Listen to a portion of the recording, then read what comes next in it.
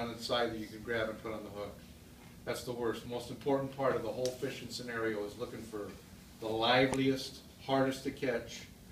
Sometimes with the anchovies, they got a beautiful green back. Those are the prime tickets for a good bait. You want to grab them, kind of hold them up like this. Don't squeeze them too hard. And then I just go from the side. There's a white spot right here on their nose, which is like cartilage, similar to the earlobes. Just right through there and you're ready to go. Get them over to the side of the boat. Leave your pole at the rail. 90% of the boats want you to leave your fishing pole at the rail right where you're fishing, rather than bring the pole over to the bait tank. Because when you bring the pole over to the bait tank, you know, there's sometimes the deckhand's standing on top and sometimes there's other people around the tank, and the pole can get in the way or poke somebody in the eye. So you leave it right where you're fishing, and then you know where to go back to. And if you want, you got a little towel in your back pocket that you use for wiping your hands and stuff, and you can tie that around the pole to the rail, because a lot of times when the boat's rocking, the pole falls over. It happens all the time, and it's a chain reaction. That pole hits the next one, the next one, the next one, and now there's 8 poles laying on the ground. They're all getting tangled. So it's nice to keep them up on the rail right where you're at. Sometimes you'll get a number when you get on the boat, 1 through 10, 1 through 20, and you know, your number will coincide with the number on your bait, on your gunny sack. So you know where you are. They used to have rotations. They don't have that anymore, but one of the nicest spots to fish is in the rear of the boat, because they're always throwing bait in the water to bring the fish, attract them. That's called chum. And the fish seem to gather in the back, and the guys that are up the sides and up in the front lose out, but not all the time. Fish move around all around the boat. But it seems like, you know, the most action comes in the rear of the boat.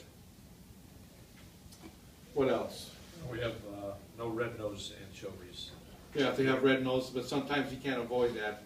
Sometimes they're all beat up, you know, there's good bait and there's bad bait.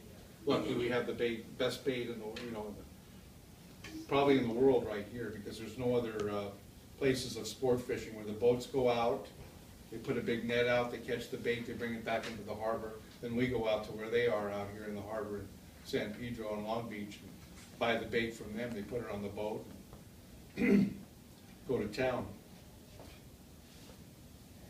What else? A lot of people ask me, what's the biggest fish you ever caught? It's one of the #1 questions I always get. Big tuna, 250 pounds. Don't want to ever do that again. You know, it's like every bone in my body and every muscle ached. 400 some odd pound marlin.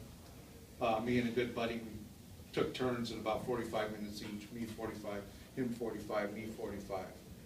And normally in Mexico, where you catch most of those big fish, we let them go because they're not really that good eating. And, you know, let them live to catch another day. That goes with a lot of fish that we catch, you know, let them go. But by far the best catch in my life is my wife. Oh, that's so Oh, we got our big shark.